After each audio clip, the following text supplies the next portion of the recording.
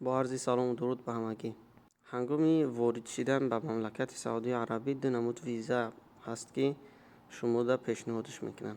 ویزای یکم ویزای 3 ماهه عمره هسته. ویزای دوم هم ویزای 1 سالینه سیاحی یا اینکه هم توریستی. ایش در چی فرقیت داره؟ اول ویزای عمره را گپ زنیم.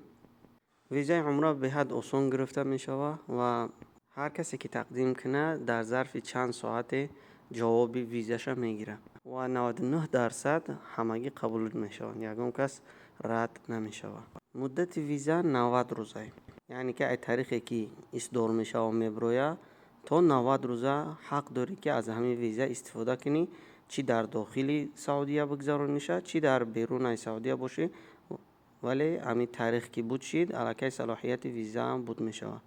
با ویزای عمره در اومدن به حرمین، یعنی که کعبه و اینچنین مسجد پیامبر اکرم صلی الله علیه و سلم، به یگان مانعه در هر زمانی که خواست دلمون میتونیم که بدرویم. عادتا با ویزای عمره میتونی تمام شهرهای این مملکت گشت و گذار کنی، ولی اگر رفت در جایی هم تفتیشت که کردن امکان دارن که از جایی میخواستت که رفته ایستاده ای از همونجا معنت کنن، چون که ویزای تو ویزای عمره هسته. و باید گفت که ویزای عمره قطعی تقدیم کردن در هیچ کدام از دانشگاه ها و یا جایهای کاری رسمی اعتبار ندارد. ویزای توریسم یا همو سیاحی چگونه هسته؟ هنگام تقدیم عادتا از 1 روز تا 2 روز میکشه. نسبت قبولش بعضا وقت احتمال داره که رد بیاید، قبول نشوی و پرداخت مبلغ میسوزه.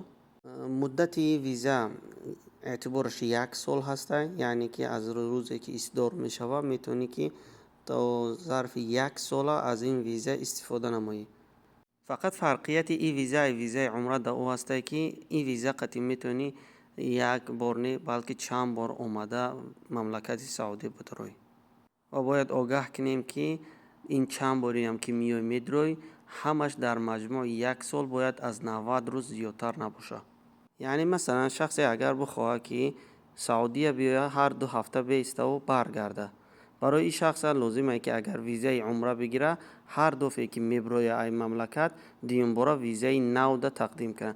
اما شخص ویزای سیاحی گرفتگی میتونه که هر وقتی که خواست 2 هفته بیسته و بگرده و با بیاید بدروید، یعنی متعددت دخول میگه، چند بار اجازه درآمد داره. اما در مجموعی که در داخل سعودیه میسته نباید از 90 روز زیادتر همو مدرمگیش باشه.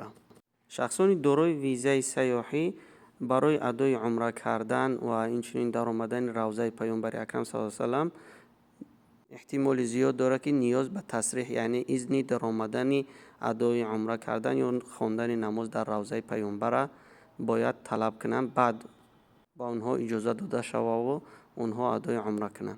یعنی احتمال داره که اگر رفت و تفتیش کردن اونها را اجازه درآمد ندن تا اینکه تصریح نشان ندهند.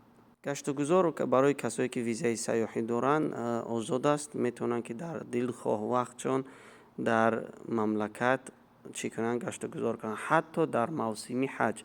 برای تقدیم نمودن در کار یا اینکه تحصیل کردن در یگان دانشگاه میشه اقدامیه اولیه را با ویزای سیاحی کرد و سپس اذن اقامت اجاره که گرفتی دیگر نیاز به ویزا نداری. این بود چند معلوماتی درباره ویزای درآمد سعودیه برای مردم تاجیکستان. باقی زنده و سلامت باشین، در پناه خدا.